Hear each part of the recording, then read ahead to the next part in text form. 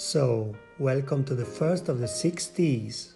It's the concept of digitizing, and we're living during a day and age where we are digitizing everything. And what does digitizing mean? It simply means turning things into ones and zeros. So, when you're writing something by hand in analog form and then your computer turns a letter A into code, then that represents the letter A in hexadecimal or in binary, that's digitizing. And why is digitizing important? 2 reasons.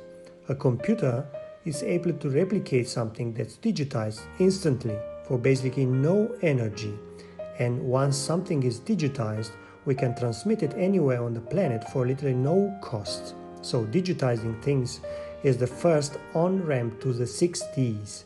Now, I'd like to share a couple of examples because when I'm talking to members of my community looking for business ideas, my question is, can you find a product or a service that hasn't been digitized yet and then digitize it within your company?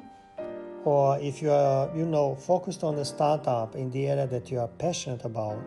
Now, Peter Diamandis in its second book, Bold, begins with the story of Kodak, right? Kodak, a 100-year-old company that inside their labs came up with the concept of digitizing film photography, creating the first digital camera. In 1976, a guy named Stephen Sayson came up with it.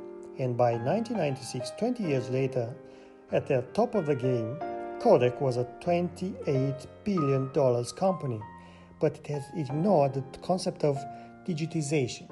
Fast forward to the year 2012, and Kodak files for bankruptcy, disrupted by the very technology that they have ignored, the digital camera.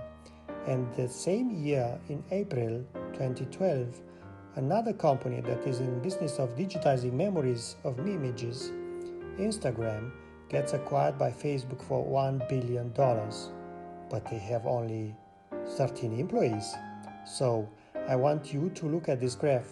You can see in this graph, in 2010 to 2011, the rapid fall of print photography. This was the demise of Kodak.